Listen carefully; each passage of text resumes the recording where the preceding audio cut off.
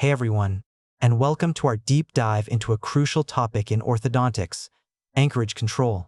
If you've ever wondered how orthodontists move teeth precisely without causing other teeth to shift unintentionally, this video is for you.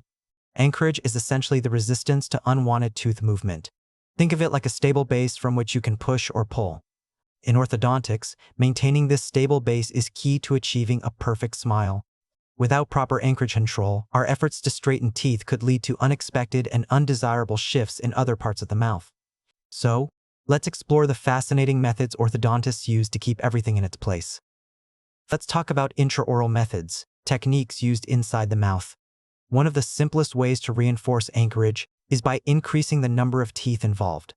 Imagine trying to move a single small boat versus a fleet of interconnected ships. The fleet is much harder to move. Similarly, binding several teeth together with a ligature significantly increases their collective resistance to movement. The more roots and root surface area, the greater the anchorage value. For instance, a 3-rooted tooth offers more anchorage than a single-rooted one. Another common intraoral appliance is the Nance Appliance. This device features an acrylic button that rests against the deepest part of the palate, connected to bands on the molars. It's particularly effective in moderate anchorage cases. The shape and depth of the patient's palate are crucial for its retention. A deeper, narrower palate provides better stability. The acrylic button needs to be wide enough to distribute pressure and prevent discomfort or tissue damage. While effective, it's important to use optimal forces and remove the appliance once its anchorage function is no longer needed to prevent inflammation. Uprighting springs are another clever intraoral method. These springs are often used with premolars to reinforce their resistance against forces that might push them forward, especially during molar distalization, moving molars backward. By applying mesial root torque, these springs create resistance, ensuring the premolars stay put while other teeth are moved. Then there's the sliding jig, often used with elastics. This device slides along the main arch wire, directly transmitting forces to achieve specific tooth movements while providing anchorage reinforcement. It's a versatile tool for precise control. A more advanced concept is cortical bone anchorage. This method leverages the biological difference between cortical bone, the dense outer layer, and trabecular bone, the softer inner layer. Teeth move more easily in trabecular bone. By positioning the roots of anchorage teeth within the denser cortical bone, their resistance to movement is significantly increased. For example, applying active lingual root torque to mandibular canines can place them in cortical bone, enhancing their anchorage. The Transpalatal Arch, or TPA, reinforces posterior anchorage by connecting molars on both sides of the upper jaw. While it might not resist antero-posterior forces as effectively as some other methods, it's excellent for moderate anchorage cases and can even help expand the arch. It's a great example of how orthodontists use interconnected systems to manage forces. Finally, for intraoral methods, we have the lip bumper. This appliance reinforces anchorage of the mandibular molars by utilizing the force of the mentalis muscle, the muscle in your chin. It essentially eliminates the compressing effect of this muscle on the lower dental arch, especially in growing patients. This can lead to an expansion of the mandibular arch and even help upright the molars, making it a valuable tool for correcting mild crowding and maintaining arch form.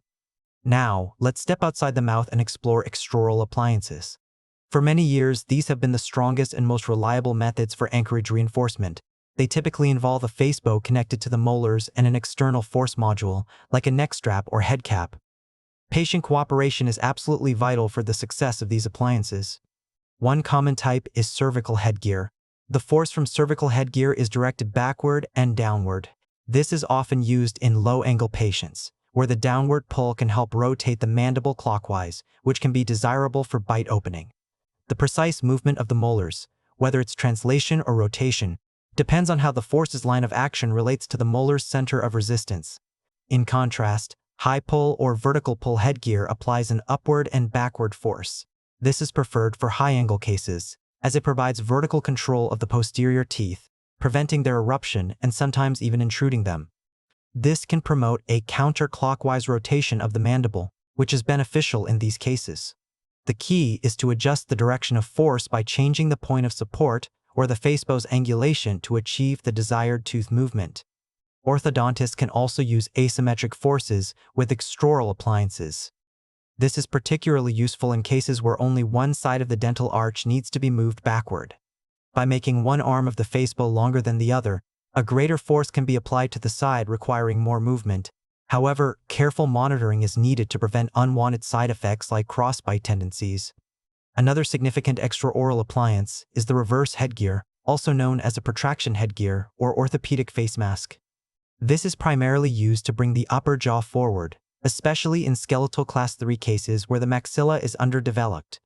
It typically consists of sections that take support from the forehead and chin, with a prelabial arch that applies forward force to the upper teeth. High forces are often applied, so the maxillary teeth are usually tied together tightly to distribute the force effectively. It's a powerful tool for orthopedic correction, but careful consideration of the patient's facial growth pattern is essential. Finally, let's discuss temporary anchorage devices, or TADs, also known as microimplants. These small, screw-like devices have revolutionized anchorage control in orthodontics. Unlike traditional methods that rely on patient cooperation or the resistance of other teeth, TADs provide absolute anchorage. This means they act as an unmoving anchor, allowing orthodontists to move specific teeth precisely without any reciprocal movement of other teeth. One of the biggest advantages of TADs is that they don't rely on patient compliance. Once inserted, they provide a stable anchor throughout treatment. Their small size allows them to be placed almost anywhere in the mouth where there's enough bone support, offering incredible versatility in treatment mechanics. The insertion is a simple surgical procedure, and they can be easily removed once no longer needed. TADs make it possible to correct challenging problems like open bites, deep bites, and asymmetries with greater efficiency. For example, in cases requiring molar uprighting, TADs allow this movement to be performed independently, significantly reducing overall treatment time.